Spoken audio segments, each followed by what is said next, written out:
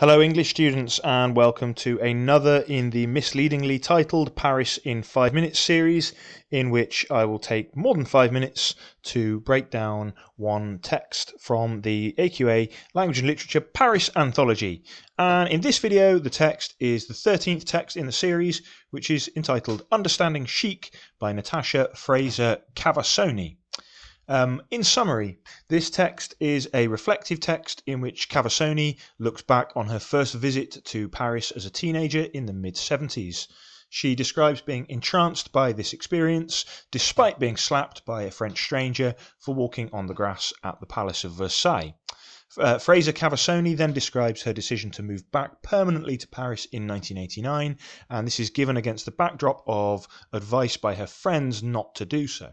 Finally, she reflects on this challenging temperament and attitudes of Parisians and how she feels she has been able eventually to win over these chic savages.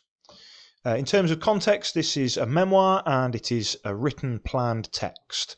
It is a memoir or an essay, and it is written in the style of what I would describe as literary non-fiction.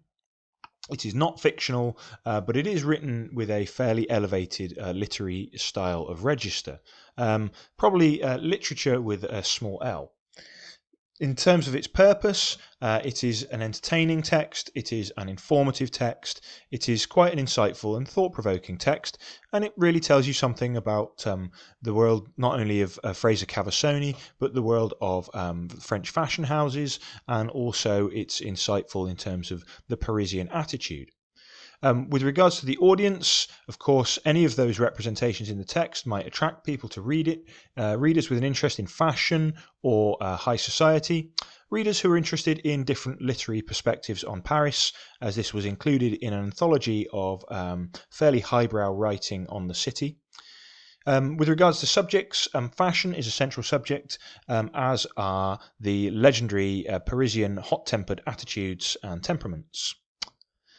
Regarding the representations in this text, as a memoir, the central focus is on Fraser-Cavassoni's formative early experiences of Paris, and these representations of Paris are filtered through her personal perspective and, if you like, her personal journey from childhood to adulthood.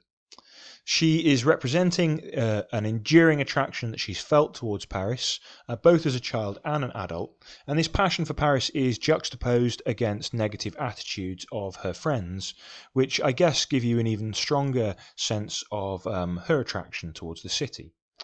Fraser-Cavassoni's primary representation, though, is of Parisians, and she portrays them as appearing contrary and aggressive people who are likely perhaps to react unpredictably or even violently in certain situations. However, she spins this positively and concludes that Parisians respect bravery and individuality, and that they secretly like to be challenged, and really that they dislike passivity or victimhood. Fraser-Cavassoni is representing herself in this text as an individual with a strong, independent sense of chic, this elusive style that the Parisians have. This sense of chic is formed from her childhood experience of women in her life. She also presents her own rebelliousness and individuality, and she reflects that these are aspects of her personality that give her a shared identity with Parisians, or enable her perhaps to respect Parisians, despite the fact that they can be very difficult people to get on with. We have in this text the representation of the slap. It is not customary in many cultures for a grown adult to slap a stranger, even more so if they're a teenage female child, or like a young female. However, her anecdote about being slapped is this shocking event is used as a kind of metaphor, so it doesn't just explore Parisian mentality or provide an example of how unpredictable Parisians can be, but she also uses this incident as a metaphor for fashion itself. Looking at the linguistic features in this text, with regards to her lexical choice and semantics, there are a number of choices which you would say create an elevated register, such as admonished, acquaintances, and incomparable. These are words found mostly in technical texts, literary texts, or texts with a high register. There are semantic deviations in there which give kind of literary flourishes.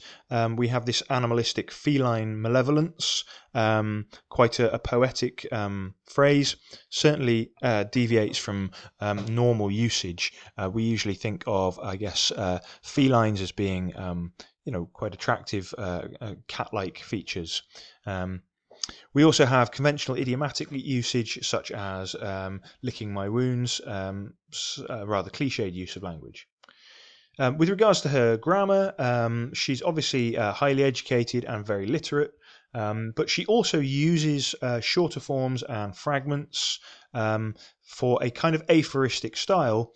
And if you paused and looked at one of the text boxes earlier, she in interviews has expressed her admiration for this kind of aphoristic style. These fragments are short statements that enable readers to reflect, and they're quite poetic and literary in their nature. French civic pride is one example, but Paris, it paralysed. Of course, there is also a kind of internal rhyme there. Longer forms in her writing include a number of triadic structures, the rule of three, which she's using really for rhetorical effects.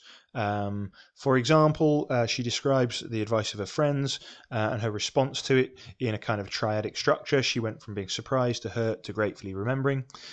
She also describes her preparation for France in a kind of triadic structure. Did she speak French? Where would she live? What would she do? And all of those questions are answered. These are highly structured